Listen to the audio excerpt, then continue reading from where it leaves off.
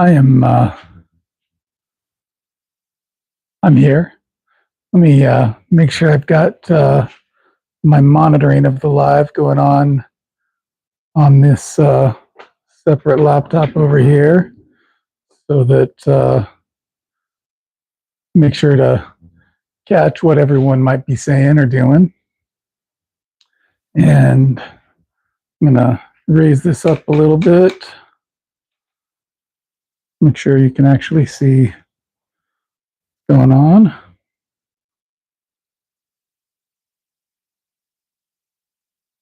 All right. So, about to get going here. Once I get everything situated.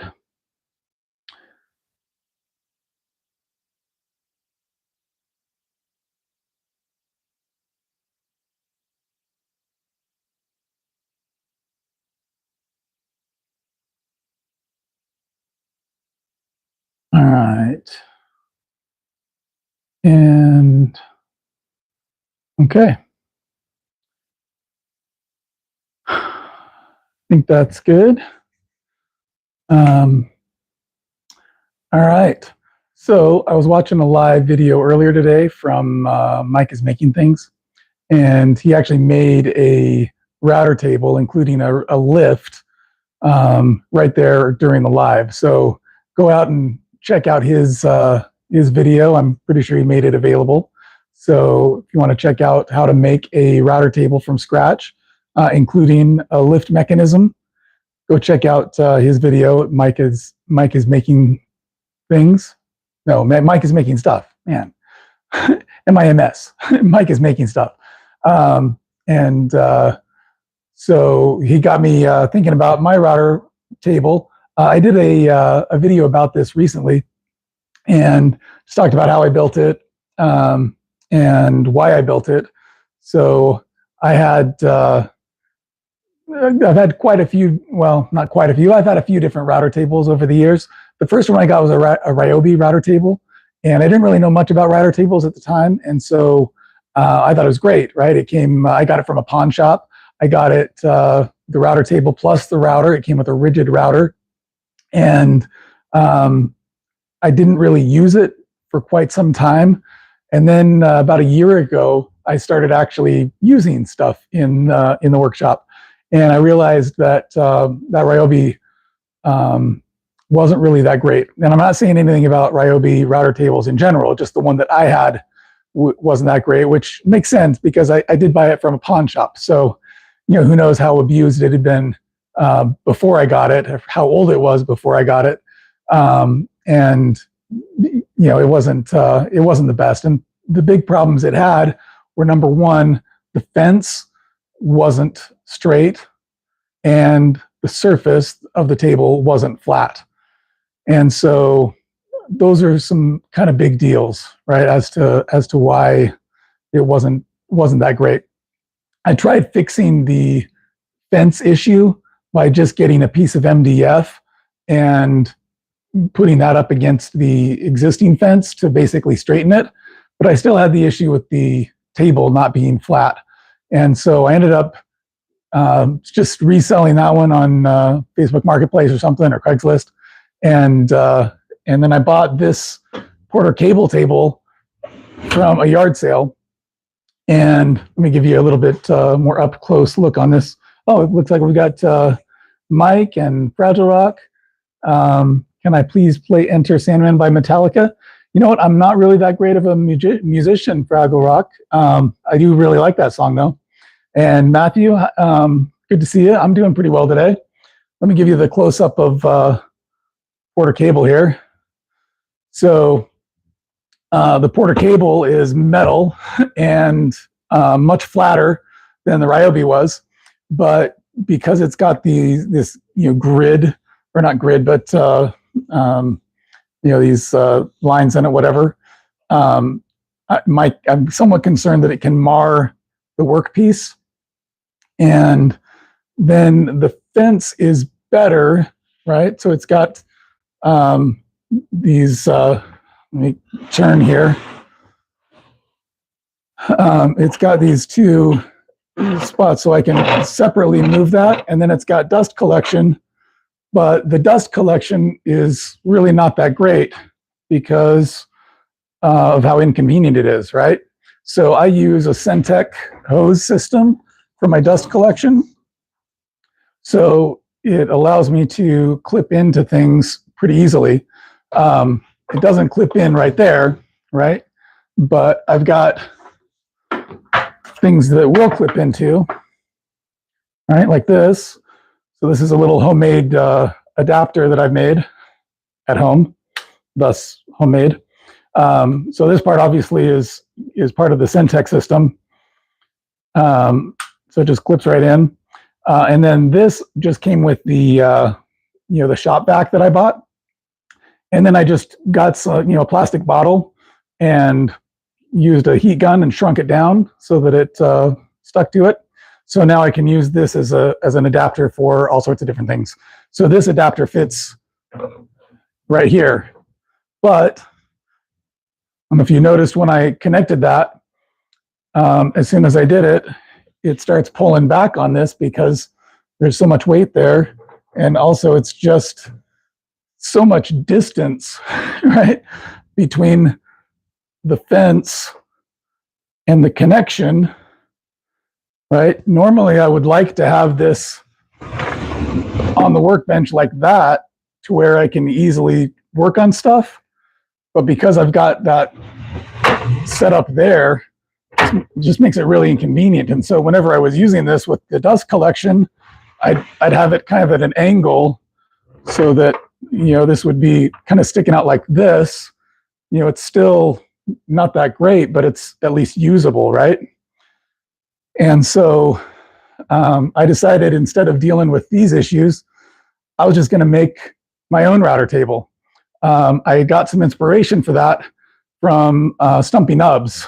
So he's got a pretty popular woodworking channel, and he featured a portable router table that he made 1 foot by 1 foot.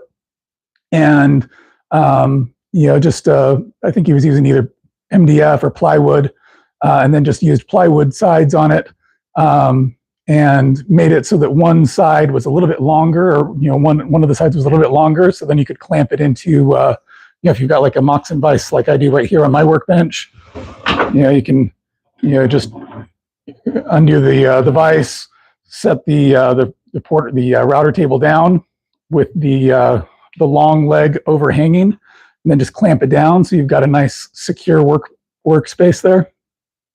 So I thought, oh, you know what, I'm going to do something like that, but I wanted 2 feet by 2 feet instead of 1 foot by 1 foot. And so I realized though that I didn't really need to put any sides on it because I already had a base that I could use for it right here. So I've got this cabinet that you can kind of see right here. All right. So my brother-in-law brought me a little job site table saw that he had mounted in this cabinet. And I used that for a little bit and then decided I didn't really care for that table saw that much, even though it had been my father's, because it really wasn't a very good table saw. And so I ended up selling that, but I still had this cabinet. And so I thought, why not just mount my router table onto the cabinet? And I've got wheels on the cabinet. And one of the changes that I made from the cabinet, once I got it from my brother-in-law, was instead of the wheels that he put on it, I put wheels that have brakes on it, because the wheels I got from him had no brakes, which was a big problem the first time I tried to use that table saw, because started pushing some plywood through it, and the table saw and the cabinet started moving because I hadn't secured it well enough. And I said, this is not a good idea. So anyway, so I've switched out the wheels. They are now locking, although not locked right now. So then I just put the MDF on top. I've got, let me show you a little bit closer view here. I've got a router fixed base screwed into the MDF right here. Really simple to do, right? And again, just following the stumpy nub instructions. And the router that I was intending to use this with is an old. Let me grab it over here. I like to buy used equipment because I can get some pretty high quality stuff for not very much money. And oh, let me check. It looks like we've got Big Mex in here. Great. And Matthew and Johnny. Good to see you all. And anyway, so yeah, I've got this Bosch 1604 router that I bought, I don't know, for like 20 bucks or something on Marketplace. And so I was planning to use this. And so I just had this base on there. But one advantage of switching it out is that the base that I'm using now is actually for a 1617 Bosch. So the 1617 is a very popular model. It's been around for quite a while, and it's, I think, still being sold new. But you can find them, if you're looking, you can find them for pretty cheap. I don't think I paid more than like 50 bucks for it, maybe less, maybe it was like 40. But one of the nice things about it is the base, right? So let me open up the cabinet and take you on a little trip to see the base. And here we go. And all right, so there's the base of the 1617 as well as the 1617 Bosch router. And I'm going to focus in on this little piece right here because it's got a little micro adjuster. And that micro adjuster has that threaded rod that goes all the way up into the base. And so in addition to the 4 holes that I drilled through here for to attach the base to the surface here, I also drilled a hole to give access to that threaded rod. And so I can come in here with a little 1/8 inch Allen wrench. And of course, as I'm trying to record, it's more difficult to get it locked in there. There we go. And then I can make adjustments to the height based on that. Now, I can't entirely access things from the top because I do have to come up here or come down here and undo that so that it's not locked in anymore. And then I can adjust my height from up here based on, whatever I need it to be. And then once I get it locked into whatever height I need it to be, then I can just lock that back in and go to work. So let me see if there are any questions after I get this back on the tripod so that it's not so wobbly. All right. All right. Oh, hey, we got Johnny's Lathe Crafts and Matthew, Mike, Jennifer, Rhinestone, Suzanne, Big Mix. Oh, I like Rhinestone's comment there. Don't forget to click the like button. And somebody said hi. I can't read your name, but hello. We got LJ Woodworks. He had a great live just now. And be careful, that adjuster can break easily. That is good to know. I will be careful. Which adjuster are you talking about, Robert? Are you talking about the micro adjuster? when you forget to unlock it. Okay, yeah. If you're if you don't unlock it first, and you're trying to, you're putting a lot of torque on here. Yeah, I can definitely see how that would break it relatively easily. So try not to put undue pressure on it when if I'm putting a fair amount of pressure on it and it's not moving, I'm like, oh, maybe I should do something rather than just put more pressure on it. So yeah, it can break. That's true. All right, and let's see. Okay. All right. So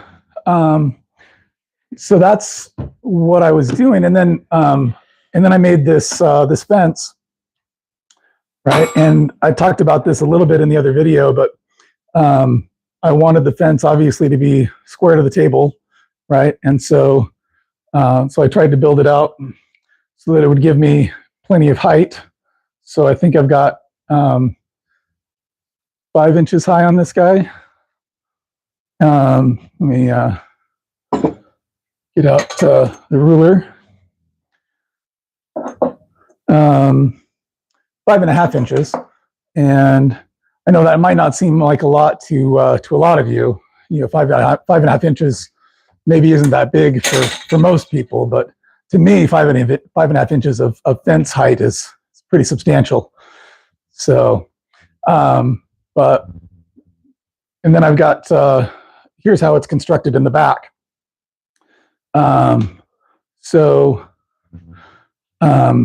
I've got a base here that it's glued into, and did I screw it into it as well? No, I didn't screw into the base, but I've got it glued in, right? And then I've got these support pieces that try to ensure that it's at 90 degrees. So both of these, and then these guys are also for support, but more importantly, in my mind, for dust collection. So I mentioned before that I'm using the Centec system. Let me go and grab my Centec hose again. All right.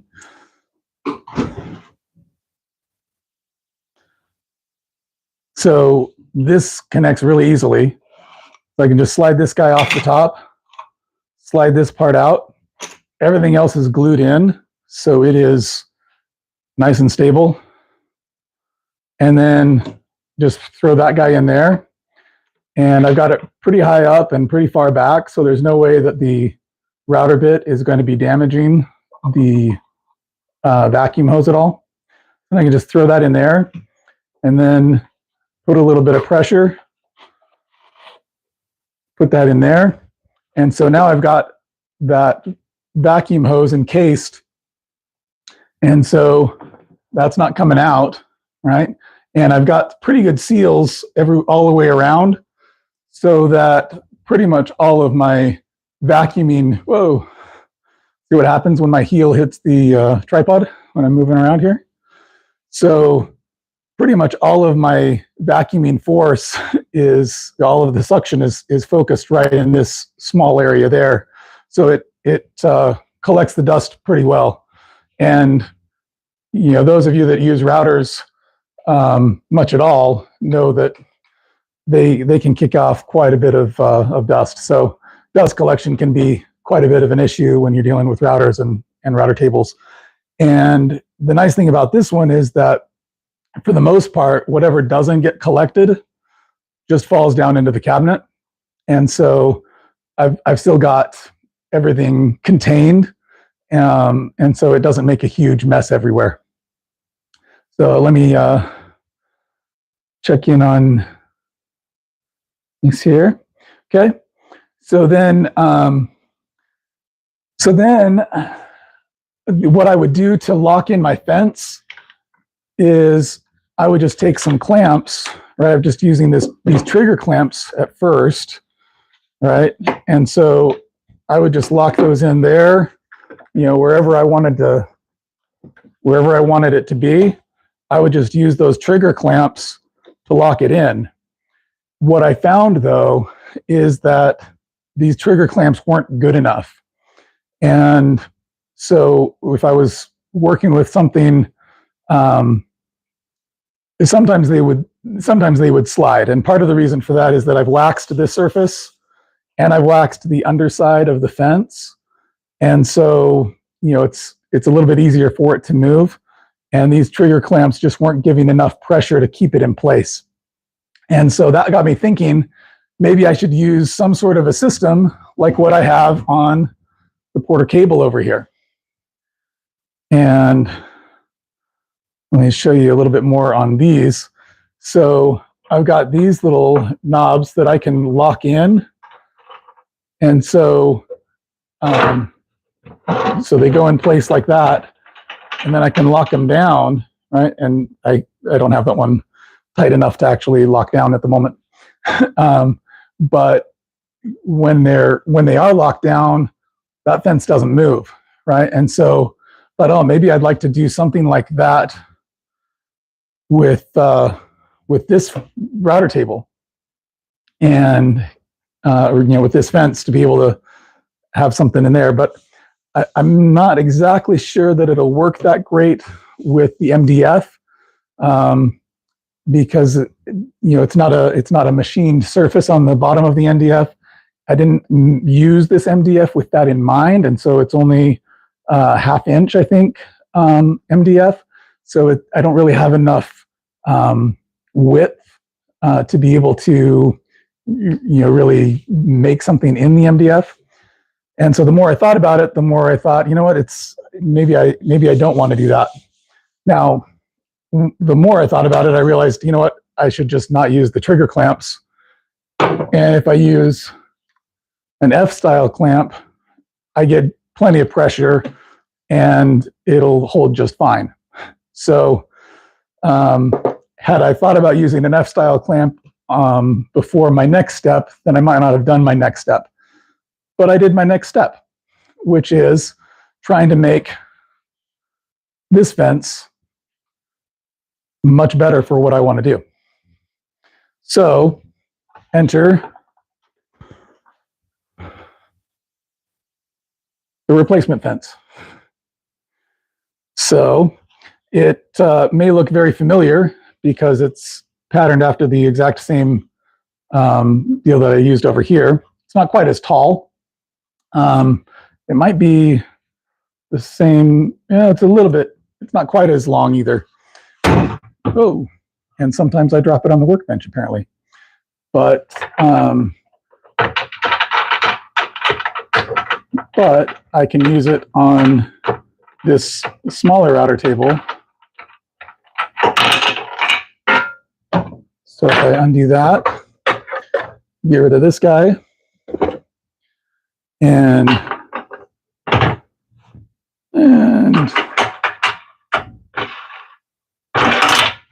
undo that, get rid of this guy. Then I can take my new router table fence, and let me see if I've got a good view for you guys here.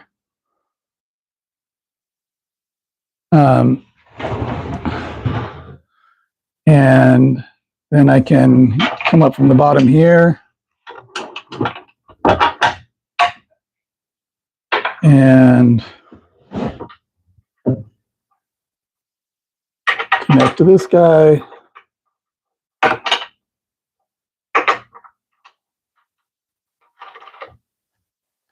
And come up from the bottom there, connect to this one.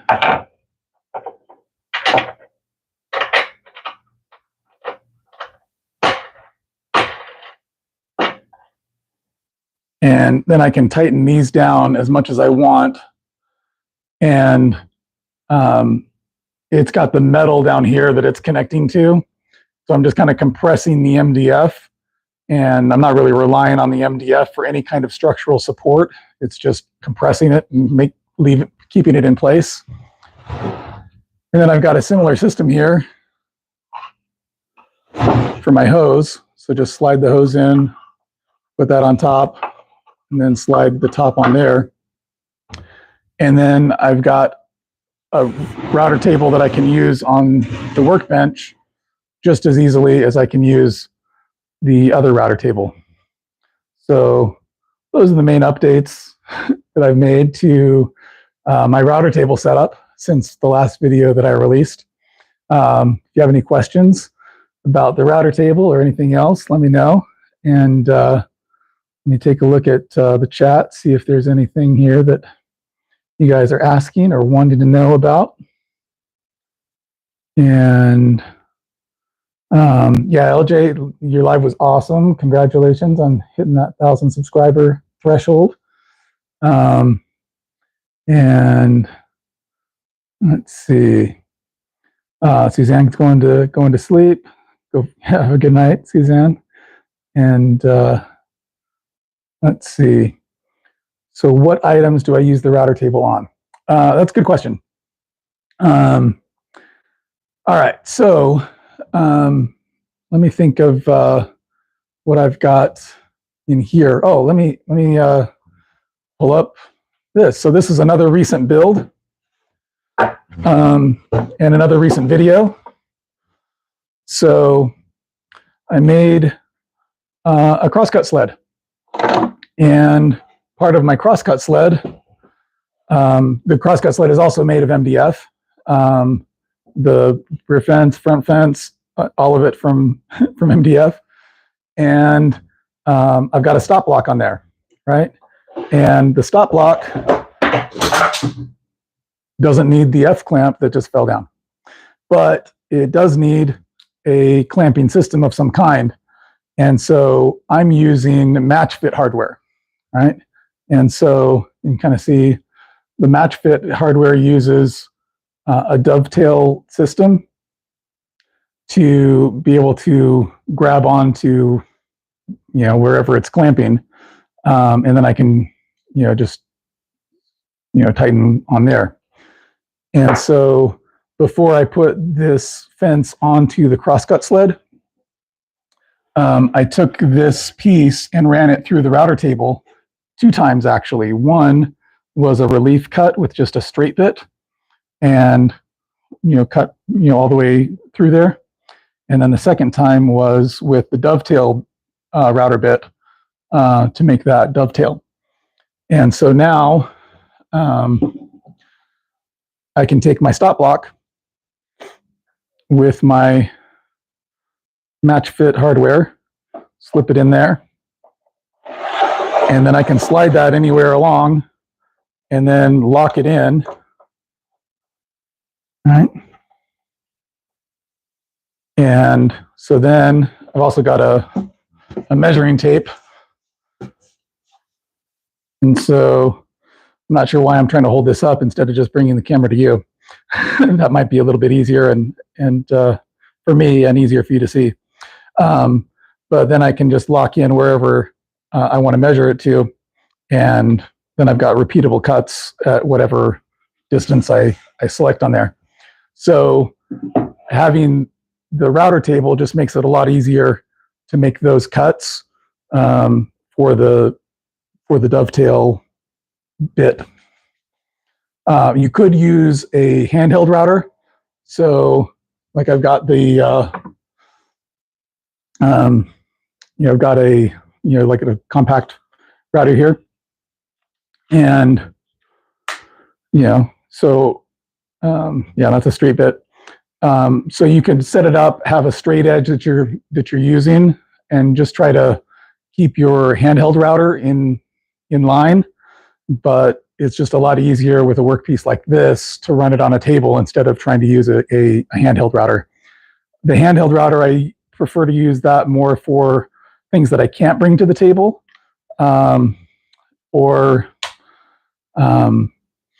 yeah, and that's what I mostly want to use the handheld router for, is what I can't bring to the table. If I can bring it to the table, usually it's going to be safer to use the router table than it would be to use the handheld router. But it also just depends on what you're trying to do.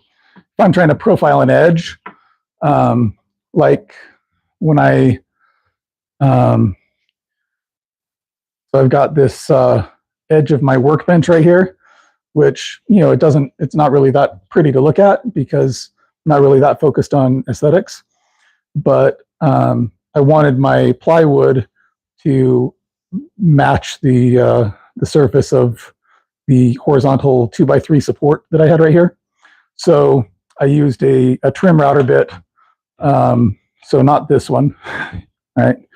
One that has a bearing that doesn't let me go any deeper than than the edge of the bit, and just went along there on the trim router. So obviously, I'm not going to take the workbench and run it on the router table. Can't take the workbench to the router table, but I can take the compact router to the workbench. So a couple of the distinct uses of router versus router table. Okay. Big Meg's working on another workbench. Sweet. And is this a workbench for you, or you're making a workbench for somebody else? And yeah, Big Meg's on the lathe. Yeah, that should be fun. Got to do the bench first. Okay. All right. So then the other big thing that's been on my mind that doesn't really have anything to do with the routers, but as long as I've got you all here, Father's Day. Okay. What have been the best gifts that you have given or that you have received for Father's Day? We can do a little bit of brainstorming for those who might still be thinking about what to do for, fathers or significant others, or whoever else in their life they might want a gift for. So, what are some ideas on best Father's Day gifts you've received, and what made them so special? So, for me, I'm a simple man. I like my my alma mater, and so I always like it when I get hats or shirts or whatever for my BYU Cougars. Pretty much anything BYU that my wife or kids get me, I'm in favor. Whenever any of them are wearing a BYU shirt, whether I got it for them or not, I'm like, hey, I like your shirt. So that's just how I roll, though. So let's see. LJ, best Father's Day gift you've given was a Weber gas grill. Cool. And the gifts that I'm talking about don't have to be, really big, expensive. They don't have to be, really intricate or handmade. Mostly just, hey, especially, last minute kind of thing. Like, what can I do that shows I care about, my father or, significant other, whatever, without having to break the bank or spending a lot of time and effort in procuring it, right? So let's see what other ideas we've got here. Pine says he's making his dad a golf tee stand for golf ball displays. Cool. Yeah, that's pretty awesome. I've got my golf clubs sitting over there, and it has been so long since I used them. It's funny though, because whenever I come home and if I've gotten some sun or if I'm just flushed, which happens to me because I've got a skin condition called rosacea, so I just get a little bit more red than the average human. But anyway, whenever I come into the house after work, and my wife's like, you look like you got a lot of sun today. Did you go golfing? I'm like, I haven't gone golfing in years, but didn't even have my clubs with me. How do you think I went golfing? But always accusing me of golfing. Yeah. And I watched a video earlier today from Boondock Builds, I believe, that he made a golf club. I'm like, wow, that's pretty impressive. So he showed himself using the club, testing it out. He didn't show the results of those hits, at least not that I saw. But I don't know if it was better or worse than the typical club he uses. But all right, so all right, Mike is making stuff. Hey, good to see you, Mike. And so anyone in the chat, Mike is making stuff is there. You can check out his channel. It's what I was talking about earlier about his router table build. It says he made a caddy for the nightstand to put my wallet, phone, and keys on. Cool. So was that a Father's Day gift that you made for yourself? That is, that's kind of how I usually go with gifts, rather than, like for Christmas and stuff. My wife's like, "Oh, here's the list of things that I want," and she'll give me the Amazon link. Right? That's not really my style. I'm more of a not tell anyone what I want and make them guess, and then just go out and get what I want myself. I'm not really. I don't know. There's something weird to me about, oh, hey, here's the link for what I want, so you be sure to get the actual thing that I want instead of, whatever. But I don't know. Maybe I should be different about that. But like, if there's something that I really want, I'm probably just going to find a way to get it myself instead of, dropping hints or dropping links for someone else to get it for me. But that's just how I am.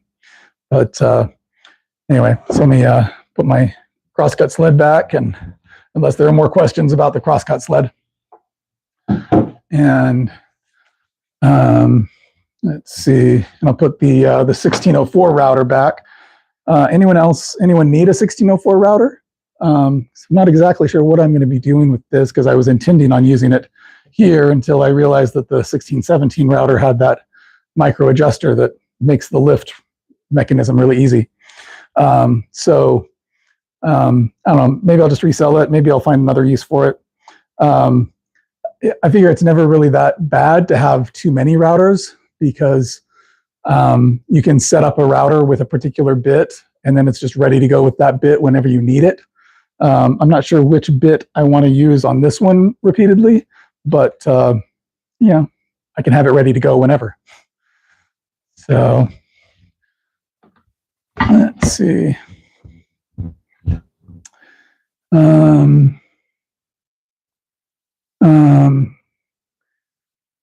Yeah, Mike says, yeah, my dad's been gone for some time. Yeah, mine too, Mike. My dad passed away when I was 20 years old, I think. So it's been a while since I've really had to think about, Father's Day gifts to give to my father. But I haven't really thought in the past about Father's Day gifts to give to me. So maybe I should. I should. I like that idea. What can I make for me for Father's Day? All right, Pine and Oak says he just watched Mooney's video making a bench out of pallet wood. Thought about making my dad that. I'll save that for a new place. Yeah, cool. And similar to the one that Mike made. How much do I want? Oh, how much do I want for the router? Oh man, I don't know, 20 or 30 bucks probably. That's probably all I paid for it. The router, no, it's not Makita. This one it's a Bosch 1604. So this is an older router, right? So, the on-off switch is like that. So this one is before the 1617, I think. So I think this was, and it might have been a model before whatever came before the 1617. Right. So the 1617 is what I have in here, and it's been around for quite some time. And this one is, predates that one. So yeah, it works, so not a bad router, just don't have any particular uses for it at the moment. But yeah, if you really want it and you're in the Idaho area, we're willing to ship it there. And yeah, Matthew, it's Bosch. That's right. And LJ needs to shower after all of that sawdust you collected at your live. It makes sense. That was a lot of sawdust, man. It was a fun live. But any other Father's Day ideas, gifts that you've given, gifts you've received? What really resonated and why? Right? What, especially if it was something that wasn't a big gift. If it was meaningful to you, what made it so meaningful? And maybe that can help everybody else as they're thinking about what to give or what to make for their for the special fathers in their lives. So, all right.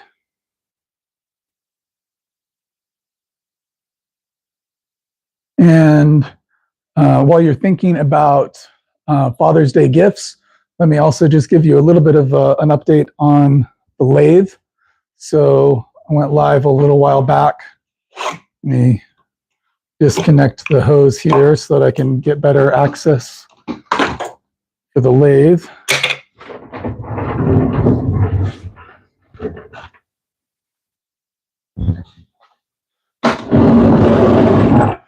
And also to pick up my F-clamp and then drop it and then pick it up. Hopefully not drop it. There we go. All right, so here is the lathe that I picked up. And as I talked about in recent live video, I got this on Facebook Marketplace for relatively cheap. It's a Sears Roebuck and Company lathe, and the manual indicates that the lathe was probably built by at least 1938. The manual, and it was less of a manual, I'd say, and more of a parts order form. But I've got it mostly cleaned up. Doesn't look like it because of all the cherry wood I was milling up recently, and so it's got a lot of dust and such on it. But let me just dust it off a bit here. So it's pretty old, and kind of talked through it a little bit with LJ and Johnny and Dale from Delva Timbers in Australia. He was on the live that night. And then talked with Small Woodlot about it a little bit after the live. But anyway, it's a pretty cool little machine. But yeah, from 1938-ish. And I paid not a lot of money for it, which is how I like to do things. It wasn't quite my favorite price of free, but it was pretty close. So, so what I've done on it since that live is clean it up a bit. So the lathe bed was pretty rusted, and so I came in with some rust remover and brushes and scrubbing it quite a bit, and then I realized that my daughter is the one who really was interested in the lathe work, so she was the one that really pushing for it. So I was like, you know what? Why am I doing the rust removal here? This should be your job. And so I got her to remove a fair amount of it, and so that made things a lot easier on me. I've got a replacement cord and plug. So this guy came with an old style, just the two polarity, whatever, no grounding, that I can tell. It's doesn't have the different sized prongs. And then also let me show you, remove you from the tripod here. The wiring here seems a little suspect. You know, there's a lot of fraying here that's mostly just the insulation, but I don't really like how the wiring is done, and I'd like the cord to be longer, because that's not going to make it to an outlet regardless. And so anyway, I picked up just a replacement cord, and so I'm planning to rewire it at some point. And then I also picked up some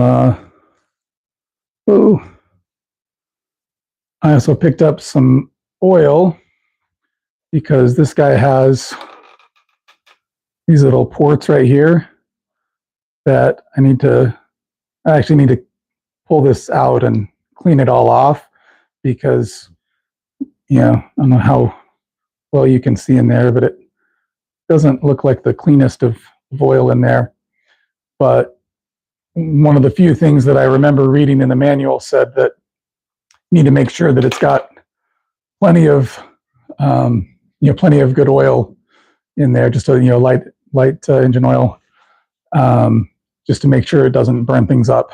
And so I want to make sure not to burn things up. So I'm not really running it until I can get those cleaned out and get some nice clean oil in there.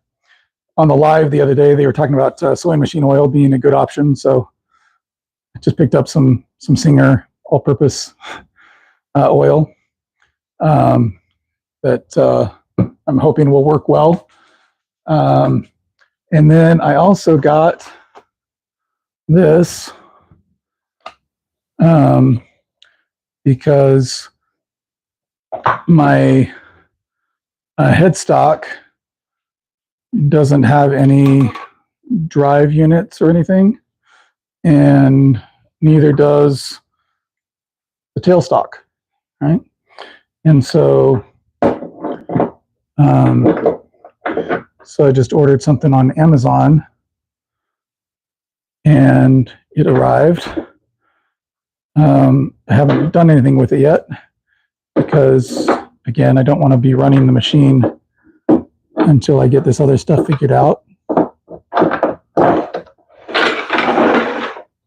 But so I picked this stuff up.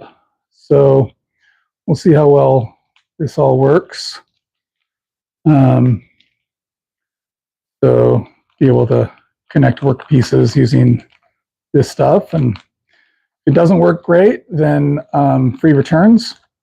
And if it does work great, then awesome. Didn't really cost all that much. And so that's what I have planned for the lathe. Oh, one other big thing there that I will tell you about here is, for those of you who saw the live, you may remember that I was concerned about my tool rest not being able to move between these braces down here. So I've got these metal braces right there, like this. And I was able at the time to get the tailstock to move between them, but I wasn't able to get the tool rest to move between them. And now I am. And the reason that I couldn't get it to go before was because I'm an idiot. And what I was doing wrong is that when we bought this, this was set up improperly. And so this nut was on the bottom of this assembly, and the bolt head was on the top of the assembly.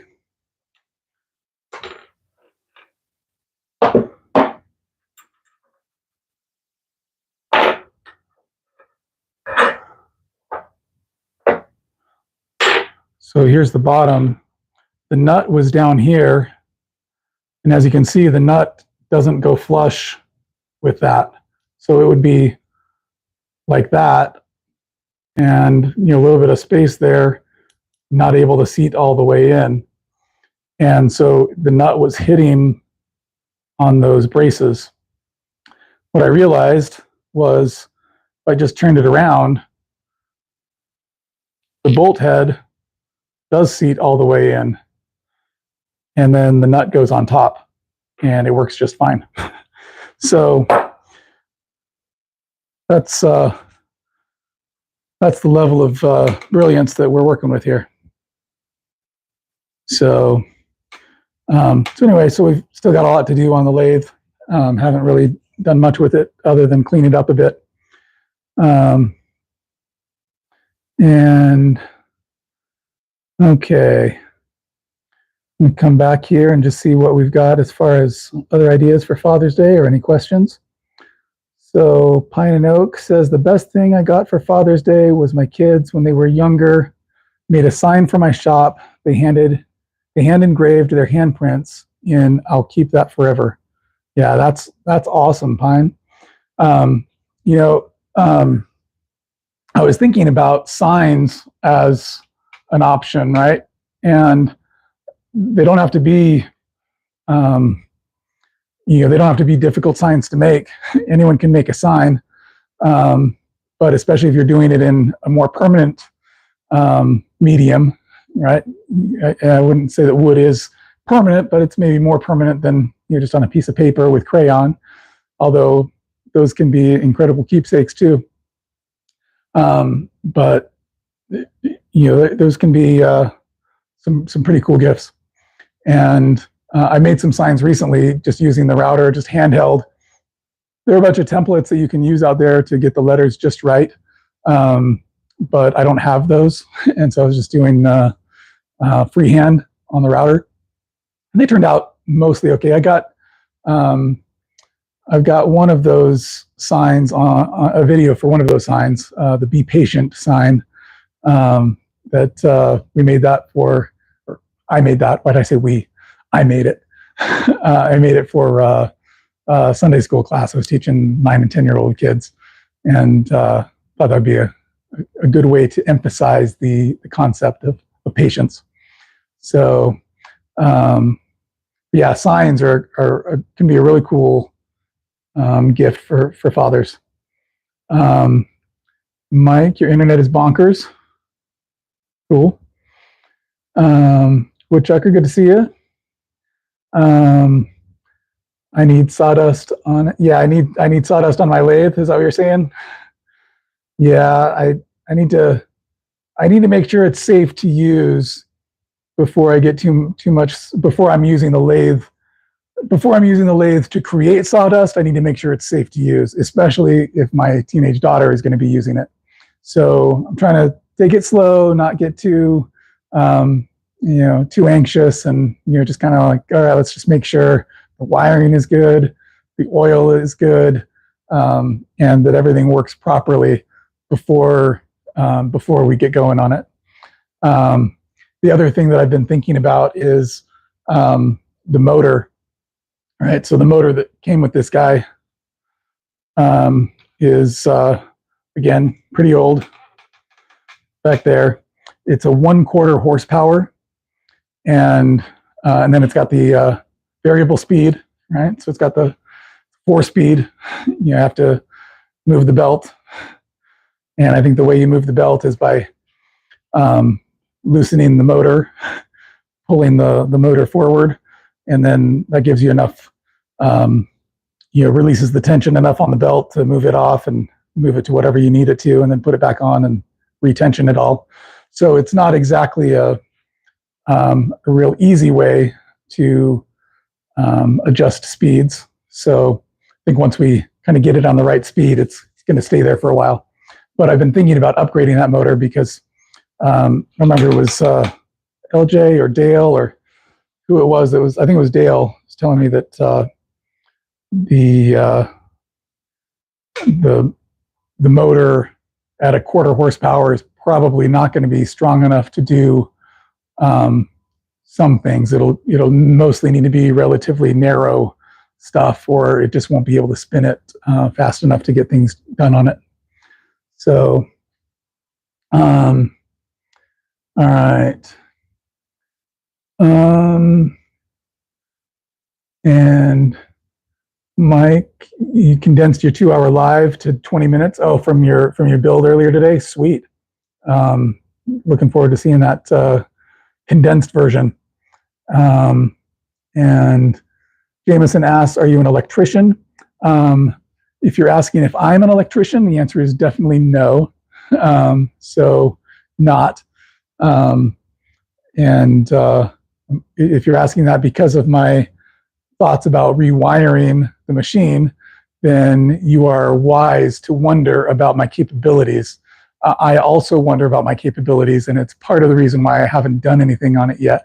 I want to make sure that I'm doing it right before I rewire the machine.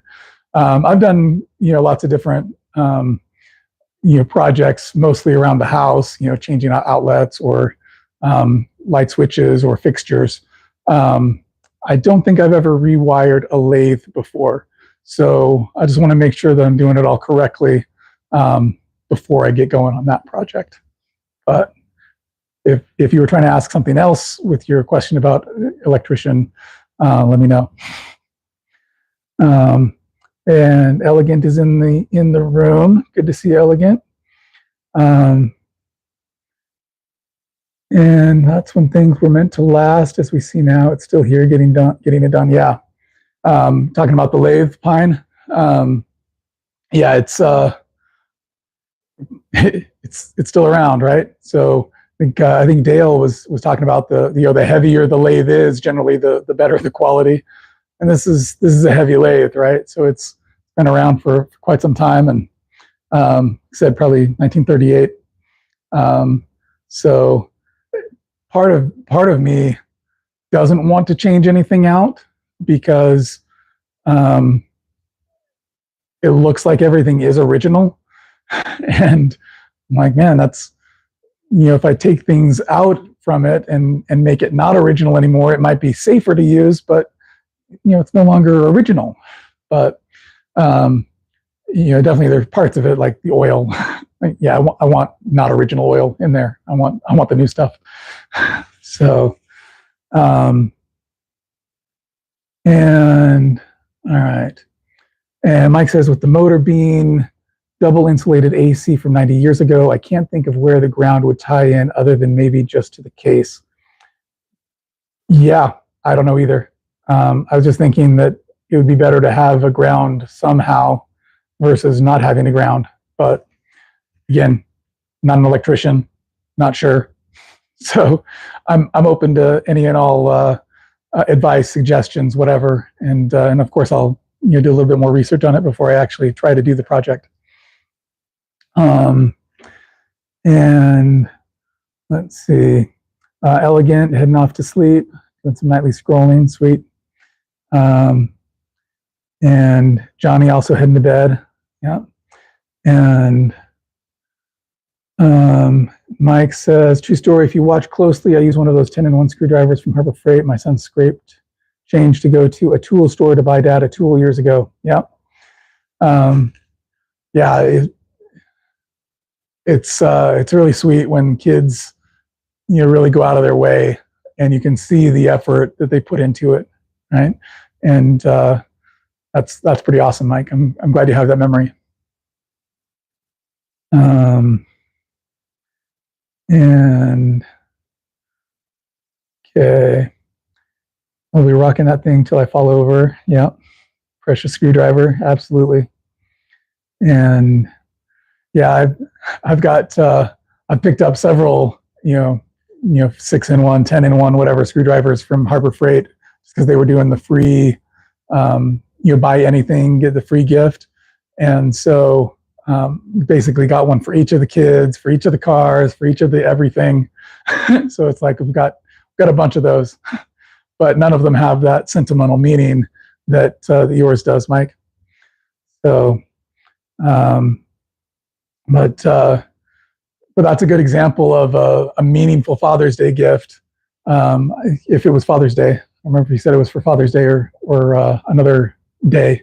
But it's a meaningful gift, even though it's not particularly expensive or a lot of time that goes into making it, right? So cool. I appreciate you guys participating and sharing some really cool ideas and Pine and Oak heading there to bed. Yeah, you've been traveling all day, Pine, and got more travel to go tomorrow. I'm presuming, but yeah, moving is no fun. I try to do it as infrequently as possible.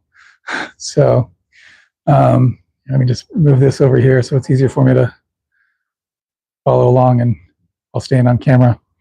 And what amendments did you make with your router table? You've been sure I've been upstaged. Oh no, you haven't been upstaged. But I'll go over the changes again real quick. So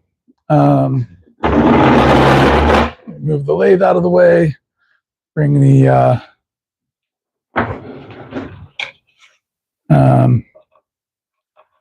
router table back in focus. So originally I was planning to use that Bosch 1604 router that I think you saw, and so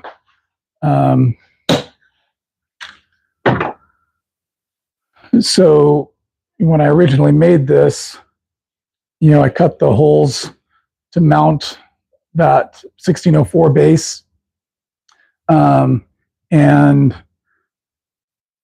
after using it for a little bit, I decided that I preferred trying to use this 1617 router. And the main reason for that is underneath. So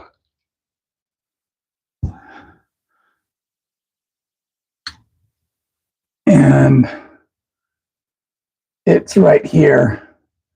So it's got this micro adjuster, and the micro adjuster not only has the knob that I can turn from down here, but it has a threaded rod that goes up and connects to the base. So I drilled another hole right here through the top, and I can connect this 1/8 inch Allen key. And actually, I need to undo that first, and then I can adjust my height and dial it in nice and easy to right where I need it to be with the micro adjuster, up or down. And then after I adjust it, I do still need to come back down underneath and lock that in. So I'm not able to do everything from the top of the router table. And the other thing that I can't do from the top is switch out the router bit.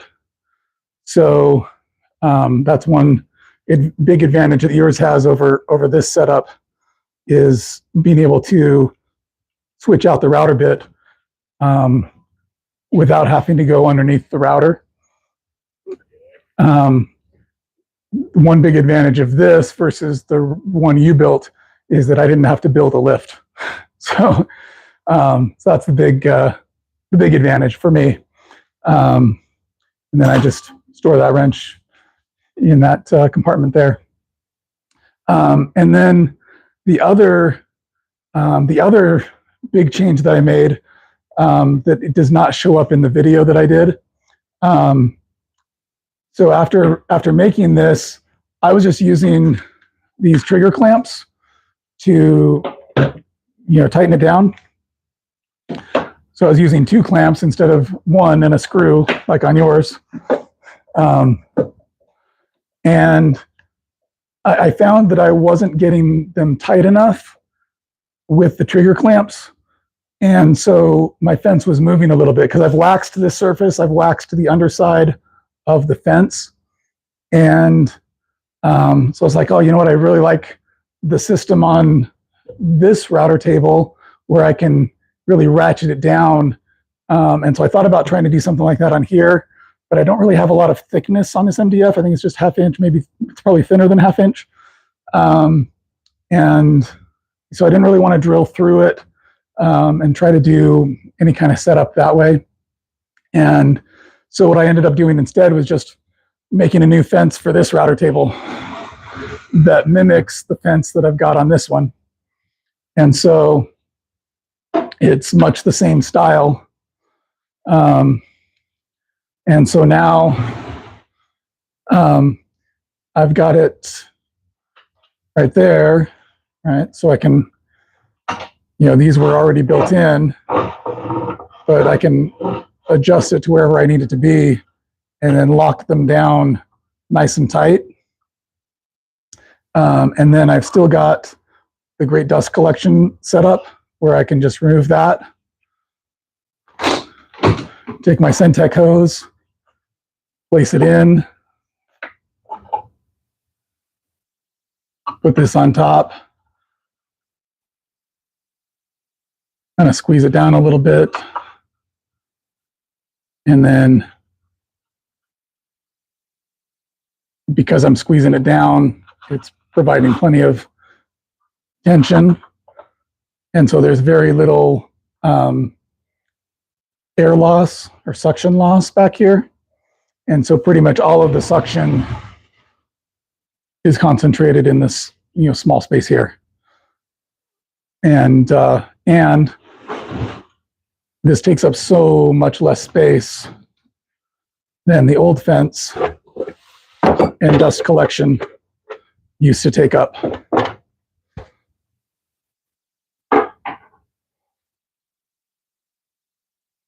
So I don't have to have nearly as much room behind the router with this setup than I did with this old setup, because that was another foot plus of space that I needed behind it. So now I can easily set up the router table on the workbench and have easy access right here, rather than having to have it angled or even to the side like that. So, and the dust collection is way better, right? Whereas with this one, it opened up so wide, and there was just so much empty space, right? Because it opens up there, and then all of this area was open to the suction, and so I'd get very little concentrated suction into the hose. Whereas now, that's all enclosed, and all of the suction is being concentrated right there. So just much better dust collection on this setup versus that setup. So I like it a lot better. So those are the main upgrades that I made to the router table since the video that I published recently. So, all right, let's see. Yeah, micro adjust. Good call. Okay, a change I might make to mine is adding a bit of a micro adjust by giving the lever a block that I can use a trigger clamp to very minutely adjust the lever's height. Yeah, the micro adjustment is really nice. That's actually one of the complaints I have about my my Palm router, this compact router, because it's got the little micro adjust on it, right? But you can't actually use the micro adjust unless you do that. And if you do that, it's just really easy for it to be sloppy and not really be able to really dial it in, right? And then once you get it to wherever you need it, you still need to clamp that down. So not the greatest on the micro adjust for these compact Makita routers, but I mean, overall for what it does, I still like it, but the micro adjust is not the greatest feature on those Makita compact routers. So, well, thanks, Mike. Appreciate it. And hey, anyone who hasn't put together a Father's Day gift for whoever, those special fathers in your lives, take a look at the chat's history here and see if there's some ideas that might work for you. Make a sign, get a tool, however inexpensive. Make a a golf tee. Be able to store the golf balls in a display case, with a golf tee display case, like pine and oak. A Weber grill, I think was another suggestion out there. So lots of different ideas. Or if all else fails, just get them some BYU gear. I'm sure the dads in your life will be very happy with a gift like that. So with that, I think I'll sign off for the night. Appreciate everyone joining in. Like, subscribe, all of that stuff, and we'll see you on the next one. Have a great night and a great week and a great Father's Day.